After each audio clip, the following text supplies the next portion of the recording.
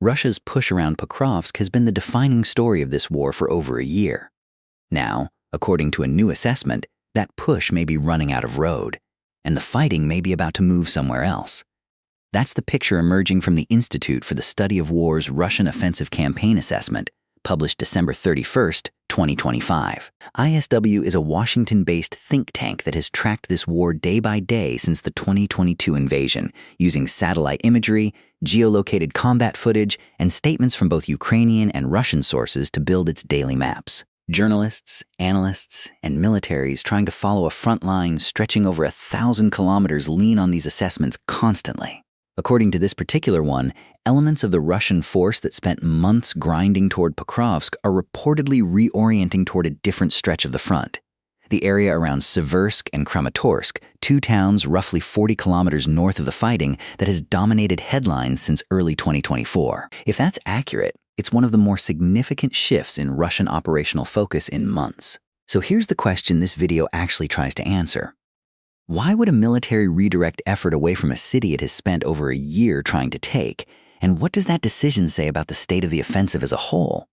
Let's start with what is actually being reported in order. ISW's assessment says Russian forces around Pokrovsk have been probing rather than committing significant new armor to the assault in recent weeks. Probing, in military reporting, means small unit reconnaissance by fire, testing a defensive line with limited forces to find weak points without risking major equipment. That's a notably more cautious posture than earlier phases of the Pokrovsk fight, which at times involved large, mechanized pushes and, according to reporting throughout 2025, heavy equipment losses on both sides. ISW's analysts connect this shift to a pattern of attrition documented across the summer and autumn of 2025. Losses of vehicles, armor, and trained personnel that, per the assessment, have made Russian commanders more reluctant to throw large formations into a single contested axis. Instead, some of those units appear to be showing up or being reported by Russian military bloggers near Seversk and Kramatorsk, further north along the same general front in Donetsk region. Pokrovsk has been the single most fought-over city on this front since the fighting there intensified in the second half of 2024, and it has soaked up an outsized share of both militaries' attention ever since. Assault, counter-assault, month after month of contested changes over who controls which street or tree line. That history is part of why a reported shift away from it matters. It would mean walking back from the largest, longest-running commitment of this phase of the war, not from some minor sector nobody had been watching.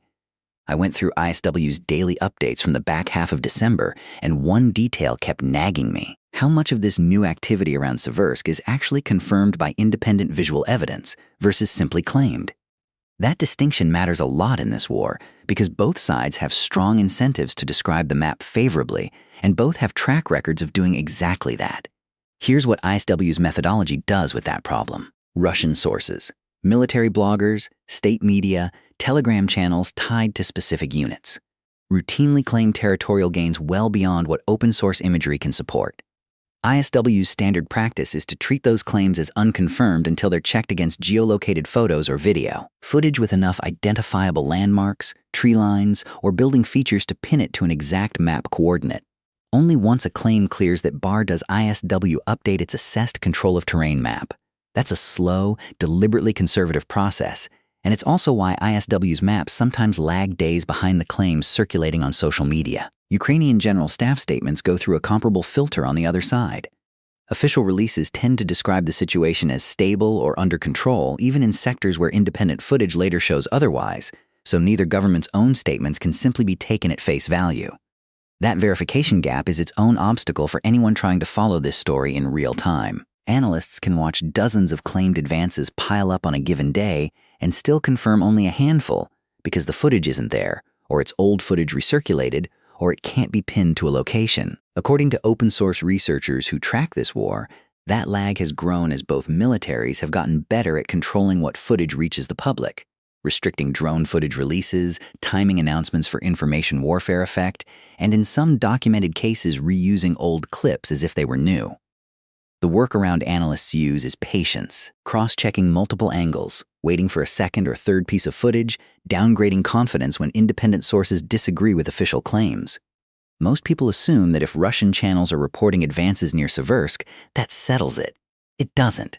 ISW is explicit that, as of December 31st, these are reported gains, not confirmed ones. A distinction that gets flattened the moment a claim gets screenshotted and reposted without its original caveats. So why does Seversk matter as a target at all? It sits on a relatively narrow, elevated stretch of the front that Ukrainian forces have held since Russian troops were pushed back from it in late 2022, following the broader withdrawal from northern Donetsk region after the fall of Lyman. Kramatorsk, further southwest, is one of the main administrative and logistics hubs for Ukraine's position in the region. The kind of city whose loss would carry weight well beyond its physical size, given its role supplying and coordinating forces across a wide stretch of the Eastern Front. Neither city has changed hands in the current phase of the war, and ISW doesn't claim otherwise. What it does say is that Russian reconnaissance activity and unit movement in the area increased over the closing weeks of December. That's where this story reaches its first real turning point.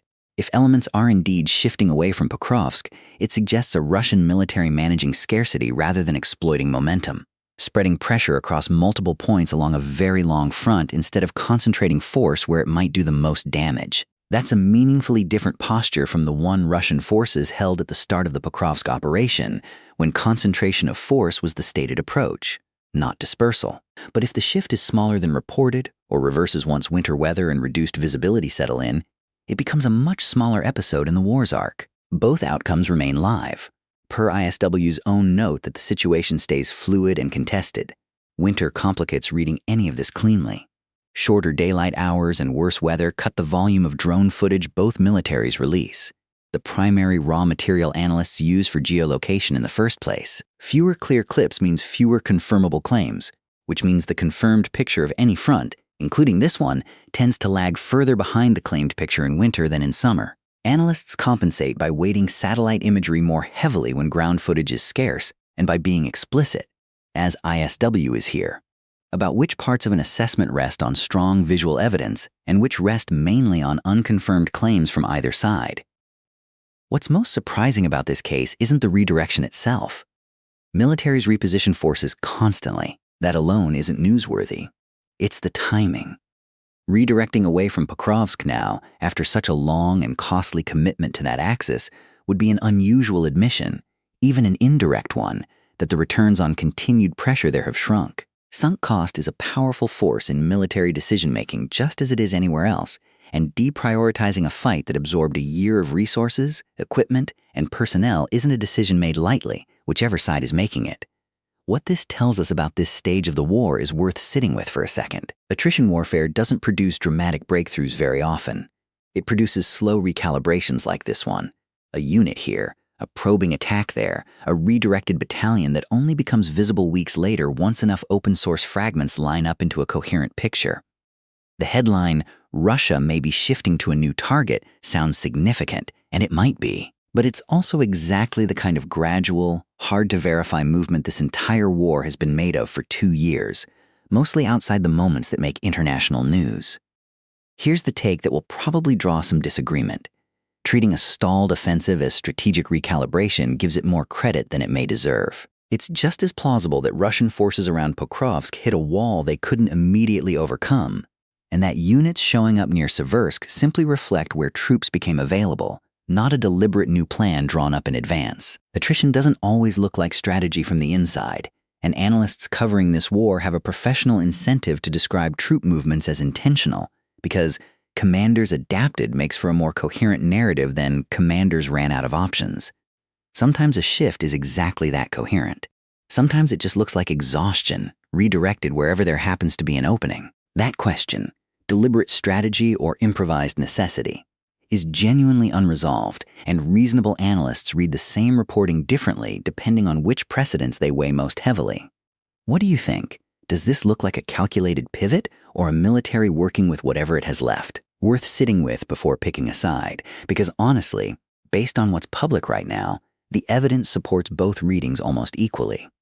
There's a line in ISW's own assessment that reads almost like a caveat baked into the headline itself, that Russian forces are reportedly reorienting, not confirmed to have reoriented. That single word carries the weight of everything we've just discussed. The gap between what's claimed on Telegram within hours of a firefight and what analysts are willing to put on a map days or weeks later after the footage has actually been checked. It's a small phrase, but it's doing a lot of work, and it's easy to miss on a first read. So where does this actually stand right now, as of this report? Pokrovsk remains contested, with Russian forces described as probing rather than pushing hard with armor. Seversk and Kramatorsk haven't changed hands, but reconnaissance and unit activity in their direction has reportedly increased through late December. Russian sources are claiming territorial gains near Seversk that ISW hasn't been able to independently confirm as of December 31st. And the broader read from ISW's analysts is that this reflects accumulated attrition from the summer and autumn offensive rather than a sudden change in Russian strategic objectives for the war as a whole. If the shift towards Seversk and Kramatorsk continues and gets confirmed by independent imagery over the coming weeks, it would mark a genuine change in the shape of the Eastern Front. Arguably the first significant one in months, after a long stretch where Pokrovsk absorbed nearly all the attention. If it doesn't, this becomes one of many similar reports that surface, circulate, and quietly fade as the situation on the ground reasserts itself in ways the initial claims didn't anticipate. Both outcomes are plausible right now, and neither is settled by the evidence available at the time of this video. We didn't get into the specific unit designations some Russian military bloggers have floated for this area, mostly because those claims are even harder to verify independently than the territorial ones, and repeating unverified unit names would run ahead of what's actually confirmed. Comment more if you'd want to follow up once there's enough confirmed detail from geolocated footage to make that its own video. For now, here's the honest summary. A year-long offensive appears to be losing steam in one place, and attention appears to be shifting to another, according to one of the more careful trackers of this war. Whether that becomes a real turning point or a footnote depends entirely on what the next few weeks of verified footage actually show, and on whether Russian forces commit real resources to the new axis or simply probe it the way they've reportedly been probing Pokrovsk. The maps will keep getting redrawn in small increments, the way they always have for nearly 4 years now, and the fullest picture of what's happening on the ground will keep arriving later than the claims about it.